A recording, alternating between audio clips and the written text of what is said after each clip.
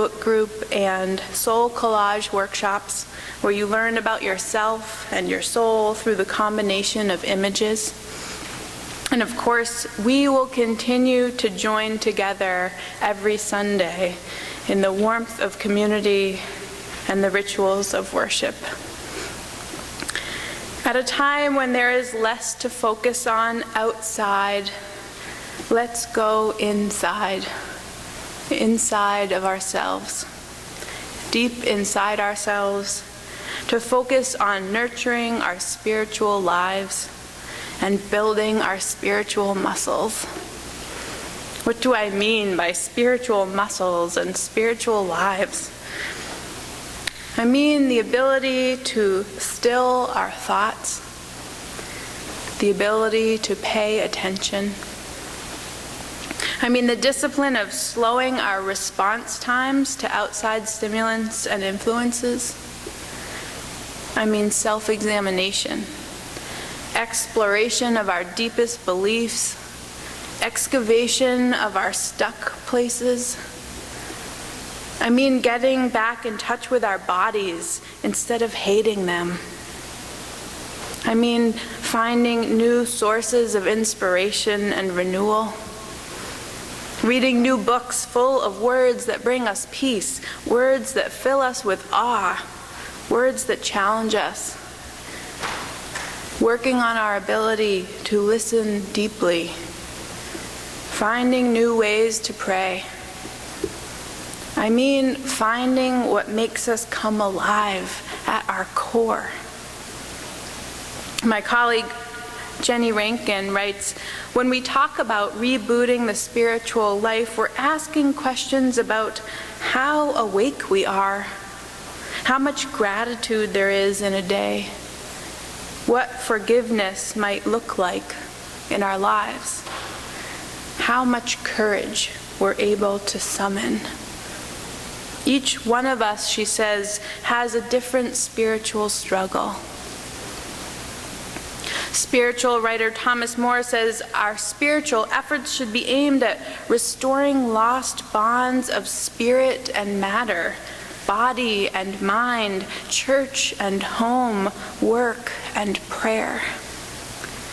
He says our spiritual life needs the soul stuff. I love that, soul stuff of ritual, story, image, sensation, memory, and happenstance. Our secular lives, he says, need the vision, reverence, piety, values, reflection, service, and commitments offered by a spiritual sensibility.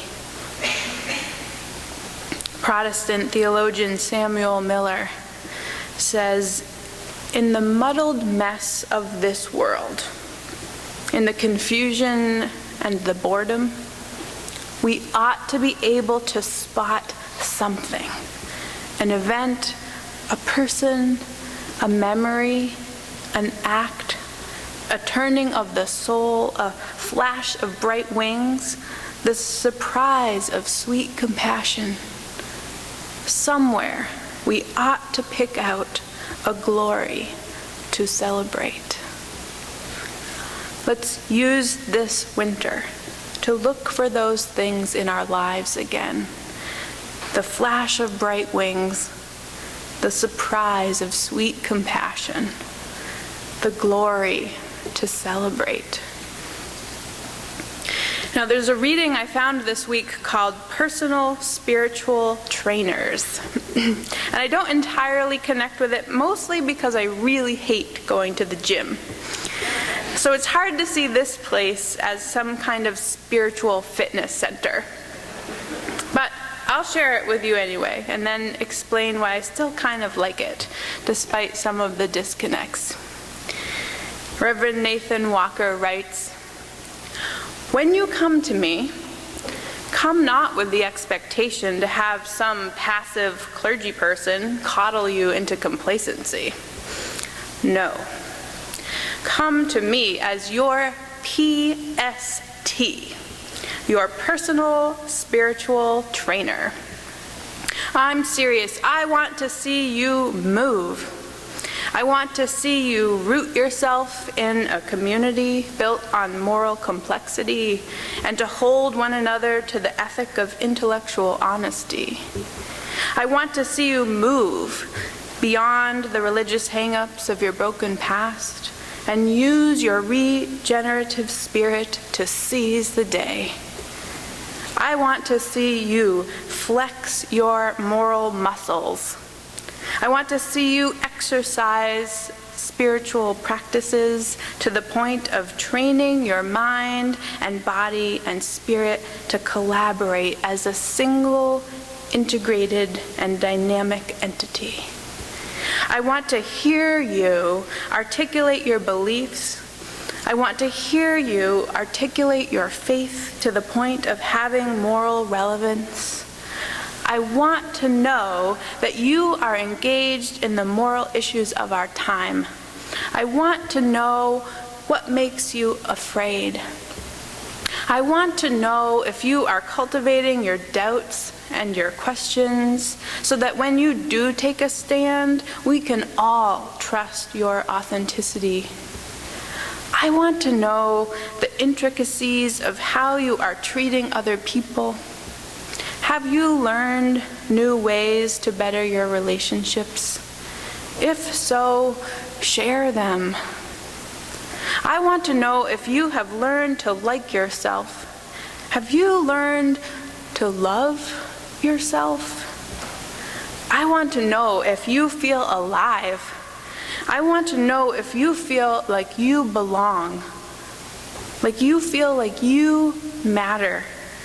Because to me, you do. You do. Because you are my personal spiritual trainers. So I really like this reading, even though the personal trainer metaphor is not one that I completely embrace. I like it because it points to some of the reasons, both inside and outside ourselves, for being spiritually fit. It's not just about spiritual navel-gazing. We are offering a winter spirituality series not just because we think you might be bored this winter, but because the world needs us so much. And we'll be better for the world if we are spiritually whole, if we've wrestled, if we've developed some spiritual resources like patience and the ability to remain centered during conflict.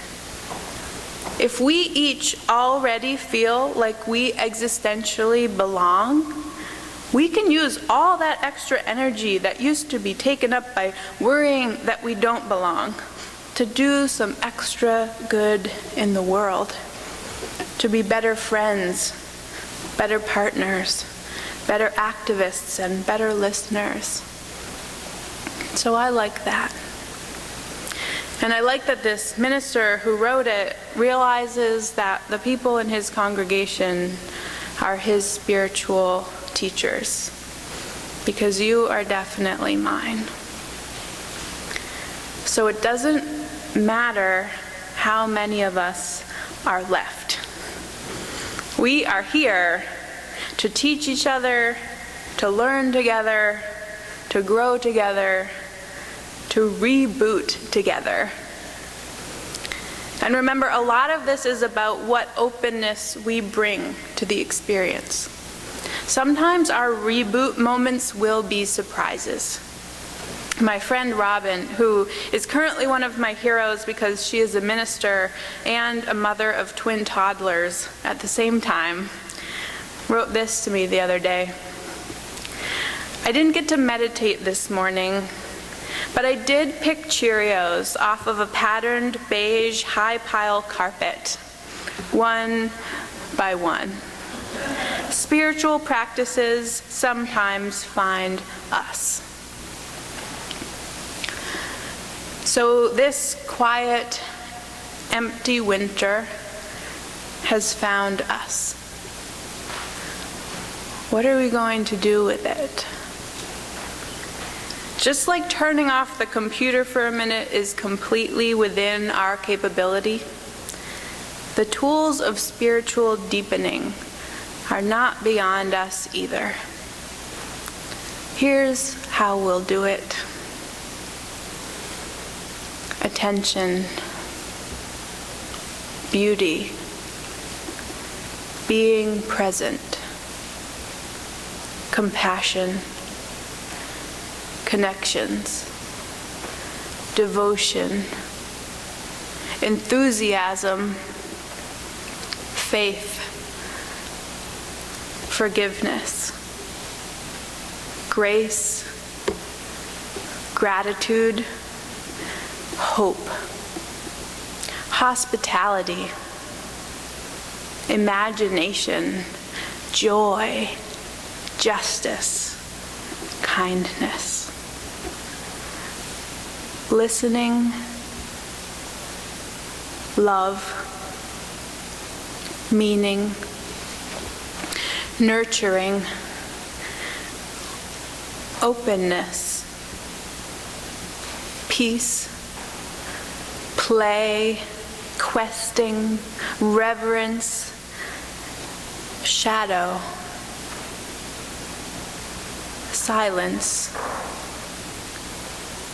teachers, transformation, unity, vision, wonder, mystery, yearning, you, zeal. With the whole alphabet of spiritual resources at our fingertips, may we enter this winter with the intention to go deeper. We've been left behind. I think it's a good thing. Amen. And blessed be. Let's sing. Please join me in our closing hymn, number 298, Wake Now My Senses. Please rise as you are able.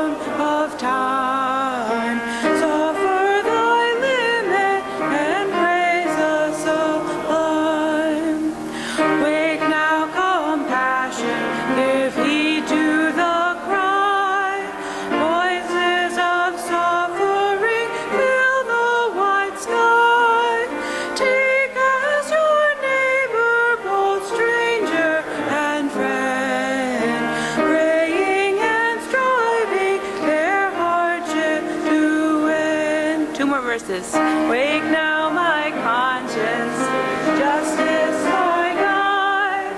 Join me all whose stripes are denied. Take our place. God's love embraces the whole human race. Wake now my vision of ministry clear, brighten my pathway with radiance here, mingle my calling with all who will share, work toward a planet transformed by our care. Please join hands for our closing words.